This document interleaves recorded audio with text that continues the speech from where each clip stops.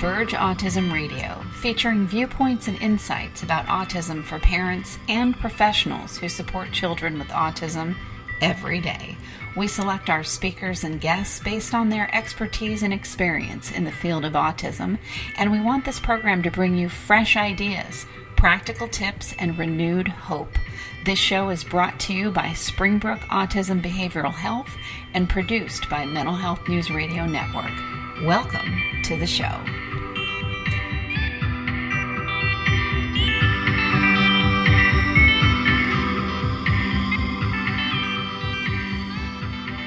Hello, everyone, and thank you for joining us for another episode of Converge Autism Radio by Springbrook Behavioral Health. Today, we have Dr. Lisa Raiford here. Lisa, thank you so much for joining us. Thank you for having me. Yeah, why don't you tell our listeners a little bit about yourself? All right. Well, I currently serve as the Education Associate for the State Department's Office of Special Education Services. I'm the consultant for autism for the state. I initially started out as a teacher serving students with emotional disabilities and found myself working with students who have autism and kind of went through a number of positions till I found myself here, including a behavior specialist and an autism specialist. And found myself at the State Department where I feel that I can affect a larger population of educators of students with autism. Well, awesome. Sounds like you've definitely found your way.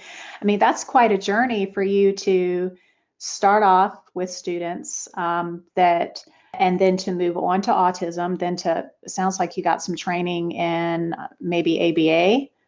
Is that right? Yes, I have. I've gotten some ABA training, and I think as I've grown into this position, you find yourself having to search for training and education to get you exactly what you need, and found myself offering those types of training and more to educators now. Awesome. So you would maybe go into schools and do these trainings, or tell us kind of what your everyday looks like in the job that you have now. Currently, it's a myriad of tasks, which I enjoy all of them. Wear a lot of hats. I work to support educators with curriculum programs. Okay. I spend a number of days every month in different school districts, providing training and support to educators, administrators, and a group that we tend to leave out a lot of times, support staff. So those individuals who work in the cafeterias, in the library, in the hallways, they also need education on working with our students who have special needs. Yes, they do. I love that you're teaching that population because they interact with them every day as well. I think that's great. Yeah. Just this is in South Carolina, correct? This is in South Carolina, yes it is. Okay, yeah, just so our listeners know where you are, because if someone hears and says, man, we want to hire this lady, I guess you don't travel outside of the state, correct? we do actually. I do travel outside of the state, and you do. Awesome. Offer presentations at different conferences. Wonderful. So, yeah, we like to spread the education and the information. Well, that's great. It kind of sounds like you've really found your niche. What was it that drew you to working with kids with autism? Did you just feel you had a special gift, or did you fall into it? I know it happens very differently for everyone. It does happen differently for everyone. I do happen to have a son who is on the spectrum, who was diagnosed late, but I also had students who were put in my classroom many, many years ago, and it really was learn as you go at that time. Yep. And came to find that I did have a knack for working with them, and they turned out to have very successful outcomes. And I said, well, maybe I can do something with this to help someone else. So that is how I got here and why I'm just excited to be in this position. Yeah, well, it doesn't get any closer to home than having your own child that was diagnosed later. How old was he or she when they got diagnosed? He was about 9 years old. Okay. And did you kind of know before he got diagnosed, or was it just a mystery, or do you mind sharing that story? It was a term that we had heard. Yes. Wasn't quite sure exactly of all the characteristics and how that related, so I did some research, and then talking with the schools, having some evaluations, kind of grew into what exactly that was, and said, yeah, that does fit. That does seem like him. Yeah. Yeah, so you've had firsthand experience. I think it's interesting because I don't know if you know this, but I have a son that's on the spectrum too. He was Okay. diagnosed when he was 2.5, and from Mhm. the day he was born, I knew something was different about him, even though he seemed like a quote perfectly healthy, normal little boy. You know, he came home from the Right. hospital and didn't sleep for 10 hours at a time, and he was an infant. You know, Oh I mean, yeah, that's a little even the different. nurses, yeah, even the nurses would say when I was in the hospital before I took him home, boy, he certainly is alert. You know, he doesn't shut those eyes, which you know is very different for It's most of the very time your babies different. just sleep, you know, and I had had a child before him who was neurotypical. And so I just knew immediately that something was a little different. But so you learn these things as a parent, and you learn how to you know, get through everyday life. I just think it's really interesting how you pick up on those things, and then when you get the diagnosis, you're just like, oh well, I kind of was doing the right thing all along, Exactly, and you don't exactly. It even becomes your realize new it. norm. That's right. It Yes, becomes your new norm. And I think in my yes, case in particular, and in a lot of the students that I serve through education, there was a lot of comorbidity. So you have yes. some of those other things that showed their head, and you're trying to exactly pinpoint what was driving this. So a lot of research Yeah. on the comorbidity and different things that go along with autism makes for an interesting and wonderful child. It does. Now, just because you know the clinical term comorbidity, explain to our audience exactly what that is, and maybe talk about some of Sure. the things that often go along with autism. So when we speak of comorbidity, we're talking about having a main diagnosis essentially, and then having other diagnoses within that diagnosis. So a person with autism may also be diagnosed with attention deficit disorder or anxiety. They may even have obsessive compulsive disorders or sleep disorders, as you've mentioned before. And so often when you have one diagnosis, there are other little diagnoses that creep in that can affect the behavior and interaction of your child as well. And when working with someone with autism, it really pays to learn about each of those different disorders so that you can best support the child. Yes, I agree. And I think, you know, it's so essential.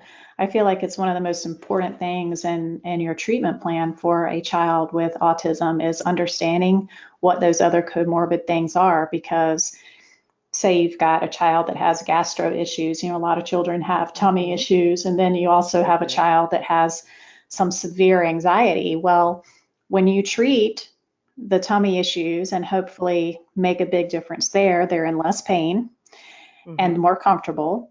And then the other piece is when you can get that anxiety under control and help that, then the symptoms of autism seem to lessen Right. and you can help them learn.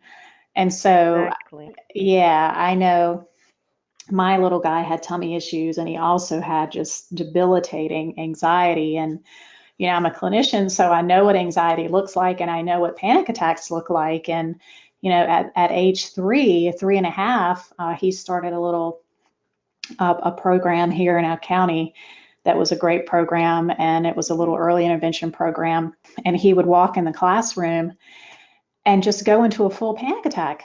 I mean, I could Right. see his heart coming out of, you know, I could see his heart Right. beating You can see and that. his under his shirt. I could see his little lips sweat. He froze, his face turned red. I mean, he was a Oh, 3.5-year-old child was having a panic attack a right in full blown front of panic me. attack. Right. Exactly. Right. And I was Yeah, just we see like, that a lot. We see that yep, a lot. and they can't function like that. A neurotypical adult can't function in the middle of a panic attack, much less a 3.5 child that has no coping skills and autism. Right. And And autism so, when you're dealing with a lot with the autism side anyway. So we're exactly. it's one thing we try and share with our educators, understanding all that can come with autism, just like other Yes. disabilities. But autism in particular, we're focused obviously in the school on educating our students, but we have to understand those other needs, those characteristics, and how that affects that learning so that we can support them in appropriate ways so that they can learn and have better outcomes as they grow into adulthood. Yeah. Now, do you feel like, for most of all, do you feel like schools are pretty open to trying to incorporate some of the things that you teach them, or How do you feel like we're, as a whole, as a society, I guess, how are we doing at educating everyone else about exactly what autism is? Well, I work in South Carolina, and I have to say our educators are wanting the information. They are Gotcha. doing everything that they can to learn. I spend so much time on the road training our teachers, and they are asking for this information and asking for follow up so that they can implement the appropriate strategies, those evidence based strategies, in their classrooms, work collaboratively with other teachers and with parents so that they truly are supporting those students and the needs that they have that are specific to autism. Yeah, I've said before that as a parent of a child with autism, I feel like a lot of times what your initial response is to do for a child to help them, Mhm. sometimes you have to do the opposite for a child with autism. Right, So right. it's like you have to turn your back on what feels normal to you, especially if you've had another child that isn't on the spectrum. So I've found that a lot of times what I think might be right is actually I need to kind of step back and do the opposite of what I think is right. You really have to Right. get out of yourself and look at the child's needs and how they respond and then respond accordingly. And as a parent, that can be extra hard. I'm sure it's very different than being an educator because they're not your child. But when it's your child and you want to be a mother, and I had one of those kids that didn't want to be held, and if he cried and was upset, I couldn't pick him up because that made it worse. Right. And so I just had to kind of figure out ways to support him without doing all those things that I had done for my first son. And it really did feel like the opposite. So it's so important what you're doing is helping people understand how autism works, because otherwise I think people just feel at a loss. They don't have any idea how to help these kids. Hey everyone, we've got a couple of great short announcements for you, and then we'll get right back to the show. Converge Autism Radio is presented by Springbrook Autism Behavioral Health, which is a nationally renowned residential program for the treatment of behavioral issues experienced by children and adolescents ages 5 to 21 with autism. With dedicated expert staff, the program addresses the entire spectrum and all developmental levels using advanced, evidence-based behavioral therapies, resulting in improvements in functional skills, academics, and self-regulation of anxiety to increase success at home and in school. Visit springbrookautismbehavioral.com for more information. Listeners, you're invited to attend the National Converge Autism Summit, March 7th and 8th of 2019, with featured keynote speaker Dr. Temple Grandin, a pioneer in the field of autism. The two-day autism conference presented by Springbrook Autism Behavioral Health is attended by professionals, teachers, parents, and caregivers who get a chance to meet and discuss educational, research, therapeutic, social, and psychological topics related to autism. Many guests featured on this show will also be a part of the National Converge Autism Summit and will share insights, ideas, and breakthroughs in the field of autism. For more information about the summit, please visit www.convergeautism.com or Twitter, Facebook, and Instagram at Springbrook BHS. Early bird tickets are on sale now. Well, they do. They do. And a lot of times the parents are lost. So through the teachers, Yes. they can actually educate and support the parents as well. Teaching our educators the difference between the meltdown and the tantrum, teaching them Yes. how autism manifests in females versus males. All of those things are definitely important, but looking at each child as an individual. We look at a lot of disability and we have these overall characteristics of disability, and we might want to treat each person the same, but as we know with autism, that Yep. definitely does not apply. No, That it spectrum doesn't. is so wide and so deep. It's important that our educators recognize all that comes with autism and how you really are looking at that child individually and working You with them on that individual basis. And I think that's one of the things that teachers say the most to me is that they didn't recognize how specific it was to each individual, and that Yeah, it's helps them that. to better understand the child in order to teach them, to support them. Yes, that saying of if you've met one child with autism, you've met one You child with met one child autism. with autism, I know it. And then exactly. the hard thing is sometimes the child can be one way one day and the next they're And totally completely different the opposite. next. Exactly. And Exactly. so it's just learning how to be in the moment and responding to what they're, so there's no predictability to it. I There's no find. predictability, and No. you have to be ready for that. And Yep. also those sensory challenges. So many of our kids come with Yeah. those sensory challenges, and sometimes even the sensory processing disorder. You know, recognizing the students who can't communicate with you, but may not be Yep. comfortable, may even be in pain by something Yep. sensory around them. Teaching our educators to recognize that, um, rather than thinking it's a behavior problem. So our educators are really open to learning these things so that they can support our kids the best way they can. Good, good. I'm so glad that people are being more open. And I think for the most part, people in general are starting to learn more and understand more about autism. And one of the things you said, and I would love to just get this out on the air. And as many shows as we've done for Converge Autism, I don't know that anyone's actually said on the air, how do you tell the difference between a tantrum and a meltdown? So why don't you talk a little bit about that? Because I know what the difference looks like, but lots of Right, people do not. So, right. And there are typically some very specific things that you look for when you're yes, talking about the difference between the meltdown and the tantrum. Um, and keeping in mind that one is behavior, one is yes, communication, and also understanding that just because a child has autism also doesn't mean they can't have a tantrum. exactly. So understanding, but the difference between the two is typically if a child can voice what they want and can let you know, it's more of a tantrum. The Hmm. person who's having a meltdown will typically have a difficult time telling you what's the matter, what the problem is, and they may say nothing. They may cry, they may scream, they may hit or even cause injury to themselves and still not be able to tell you exactly what's going on. The child who is having the temper tantrum is very aware of their safety. They may throw something at you, but they're probably not going to get hit. They're going to Yes. make sure they're safe. The person who's having the meltdown becomes totally unaware, typically, of their own safety. And so Yeah. you see a lot of individuals elope at that point. They run. Um, they may hurt themselves. They may just throw themselves around. So this can be a very scary time for the individual who's even witnessing this. Yeah. Typically, when you give a person who's having a temper tantrum what they've asked for, they can calm themselves down.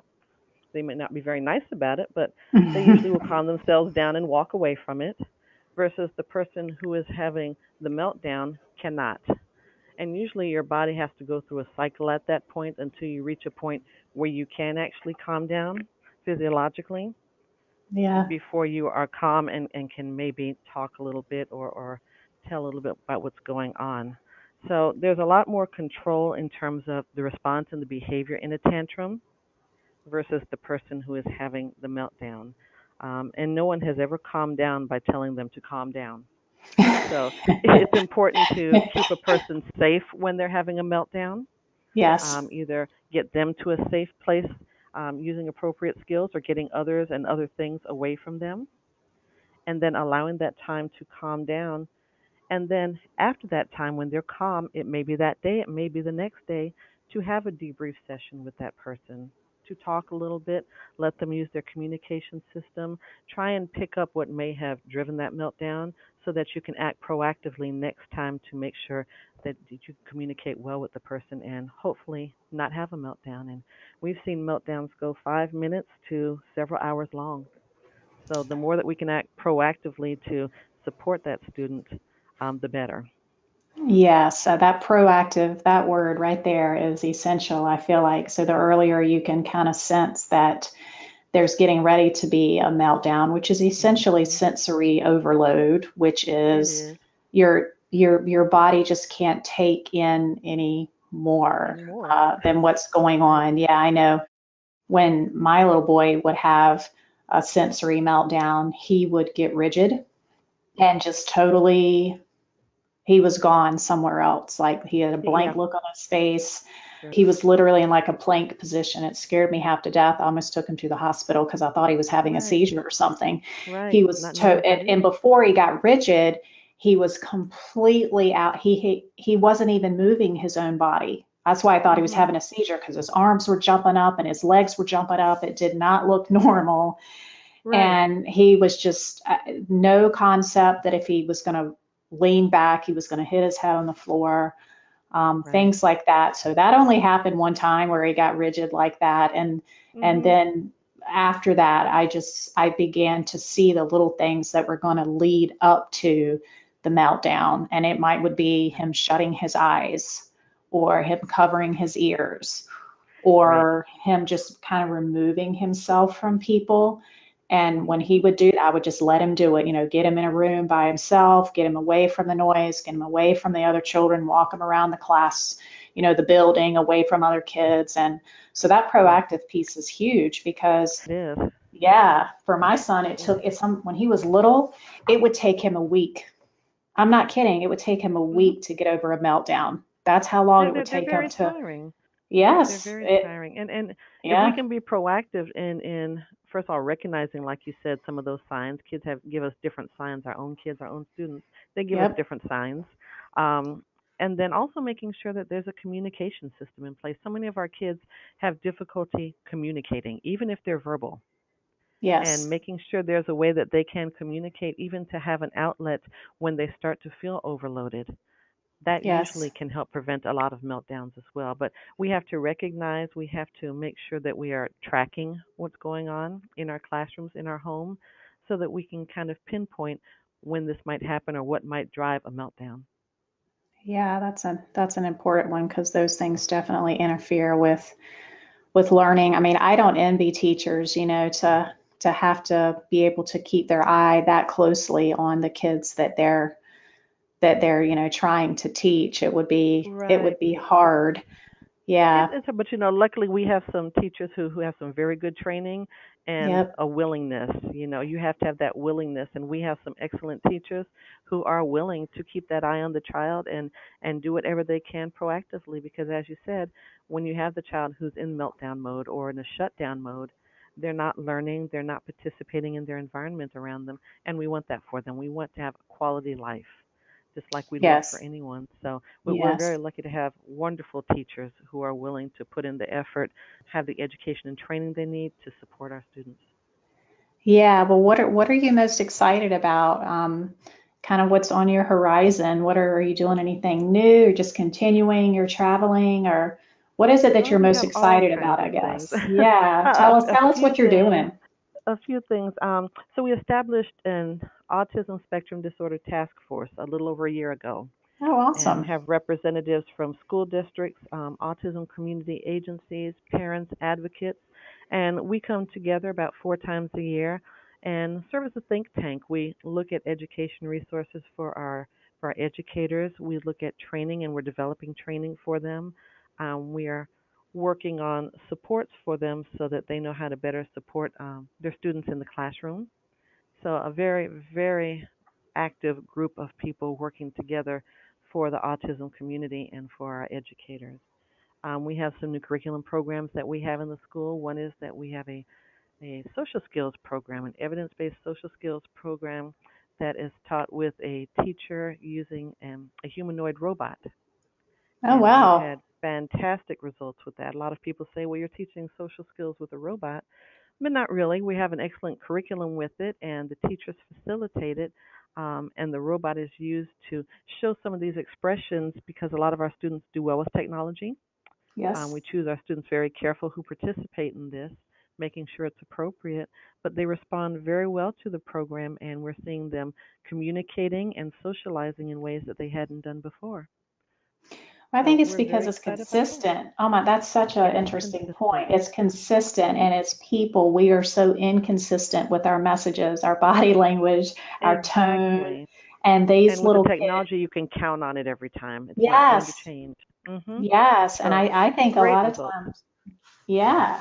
Oh yeah, I'm And sure then the other that. thing we're doing is we're doing a lot of training on sensory and sensory environment, along with those evidence-based strategies um, for educators so that they know how to actually implement them in the classroom and the school as a whole. So a lot of exciting things on the horizon from our department. Yeah, it sounds like it. It sounds like you need to get some other states on board. I hope you're We'd traveling love a for them lot. to. We'd love to share it Yeah, with them. I think it's important yeah, just nationwide so it that all states are is. providing good support for their educators and their students.